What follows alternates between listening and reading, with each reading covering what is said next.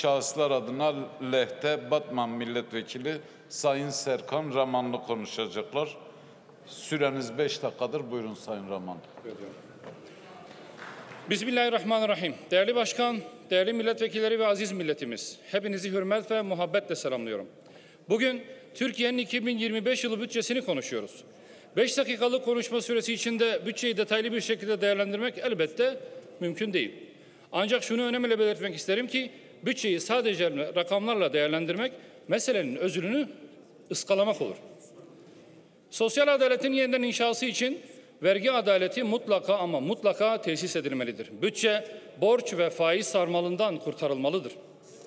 Dolaylı vergiler yoluyla yoksuldan da zenginden de aynı oranda vergi alınmasını ve milli hasılanın hatırı sayılır bir bölümünün faiz ödemelerine gitmesini doğru bulmuyoruz. Dar gelirli insanlarımızın sırtındaki bu yük hafiflemeli, az kazanandan az, çok kazanandan çok vergi alınmalıdır. Değerli milletvekilleri, Türkiye'nin 2. yüzyılının şafağındayız. Askeri darbeler ve travmalarla geçen yüzyıl maalesef kayıp bir yüzyıl olmuştur. Önümüzdeki yüzyılda kayıp bir yüzyıl olsun istemiyoruz. Bunun için hepimize büyük sorumluluklar düşüyor. Günü kurtarmak değil, geleceğimizi inşa etmek zorundayız. Artık gelir dağılımında adaleti sağlamalıyız. Son kalemiz olan aileyi korumalıyız. Geleceğimiz olan gençlerimizi hem maddi hem de manevi yönden güçlendirmeliyiz. Bunun yolunun da sistemi medeniyet değerlerimize uygun şekilde yeniden yapılandırmaktan, kronikleşmiş sorunlarımızı hak ve adalet temelinde çözmekten geçtiğini bilmeliyiz. Bu da hiç şüphesiz ideoloji dayatmayan, her türlü vesayetten arındırılmış, temel hak ve özgürlükleri amasız fakatsız teminat altına alan adil, yerli ve sivil bir anayasa yapmakla mümkündür. Bu meclis çatısı altında yeni bir anayasa yapmaya gücümüz de, yetkimiz de, irademiz de ziyadesiyle mevcuttur. Değerli milletvekilleri, hemen herkes her vesileyle Kürt ve Türk kardeşliğinden dem vuruyor ancak nedense hiç kimse kardeşliğin sebebini de, temelini de dile getirmiyor. Buradan açıkça ifade ediyoruz. Bu temel en güçlü ve en büyük ortak paydamız olan aziz İslam'dır. Peki ama İslam bu konuda bize nasıl bir çözüm önerebilir ki diye soranlara sadece şu hadis-i şerifle bile cevap vermek yeterlidir sanırım. Sizden biriniz kendisi için istediği şeyi kardeşi için de istemedikçe iman etmiş olmaz. Sadece bu ilkeyi bile esas alıp uygulasak hangi sorunumuz çözümsüz kalır ki? Yitik, kaybedilen yerde aranmalıdır.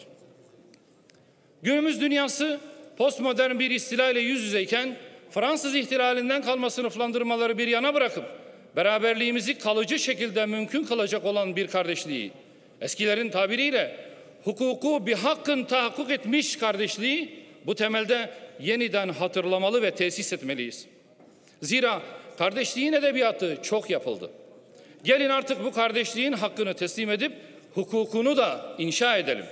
Kardeşliğimizin bozulmasından, birliğimizin dağılmasından istifade eden küresel siyonizm ve emperyalizm beldelerimizi birer birer işgal etmek için büyük bir iştahla ellerini ovuşturuyor. İşte gözlerimizin önünde Gazze'de bir yılı aşkın bir süredir soykırım devam ediyor.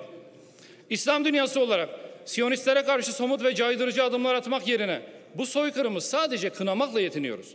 Bundan güç ve cesaret alan Siyonistler Gazze'nin hemen ardından Lübnan'a, şimdi de Suriye'ye saldırıyor. Suriye'nin Siyonist ve emperyalist projeler doğrultusunda işgal edilip parçalanmasına asla izin verilmemeli.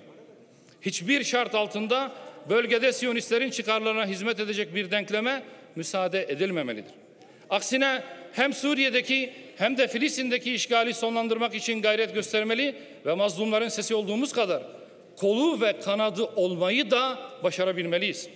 Allah'a şükürler olsun ki Suriyeli kardeşlerimiz ağır bedeller ödemek pahasına da olsa nihayet Esad zaliminden ve Baas zulmünden kurtuldu.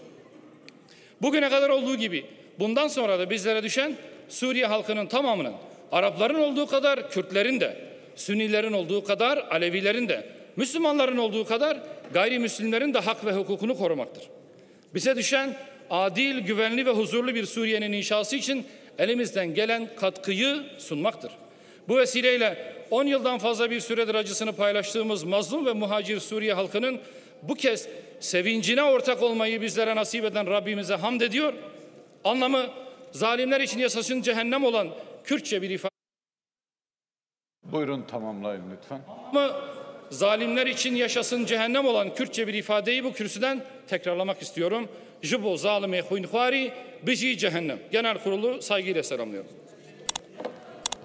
Teşekkürler Sayın Ramanlı.